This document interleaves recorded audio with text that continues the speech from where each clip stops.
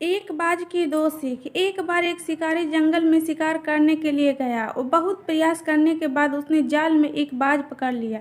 शिकारी जब बाज को लेकर जाने लगा तब रास्ते में बाज ने शिकारी से कहा, तुम मुझे लेकर क्यों जा रहे हो?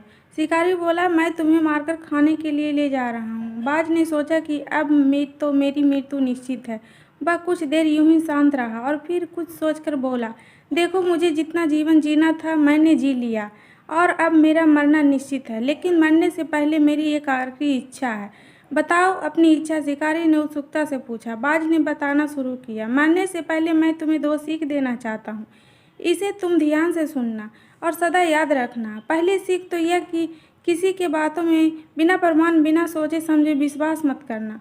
और दूसरी ये कि यदि तुम्हारे साथ कुछ बुरा हो या तुम्हारे साथ हाथ से कुछ छूट जाए तो उसके लिए कभी दुखी मत होना। शिकारी ने बाज की बात सुनी और अपने रास्ते आगे बढ़ने लगा। कुछ समय बाद बाज ने शिकारी से कहा, शिकारी, एक बात बताओ, अगर मैं तुम्हें कुछ ऐसा दे दूं जिससे तुम रातों रात अमीर बन जाओ तो क्या तुम मुझे आज़ाद कर दोगे?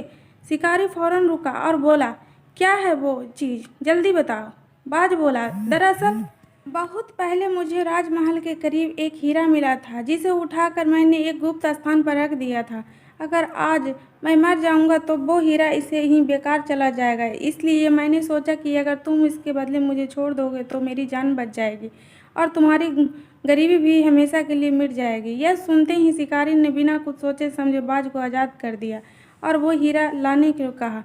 बाज तुरंत उड़कर पेड़ के एक ऊपर शिखा पर जाकर बैठ के बोला, कुछ देर पहले ही मैंने तुम्हें एक सीख दी थी, किसी के भी बातों का तुरंत विश्वास मत करना, लेकिन तुमने उस सीख का पालन नहीं किया।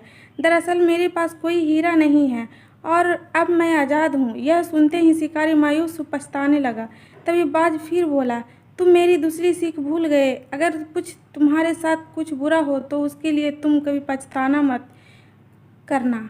अगर यह स्टोरी अच्छी लगी तो लाइक करें, शेयर करें, सब्सक्राइब करें। Bye bye friends.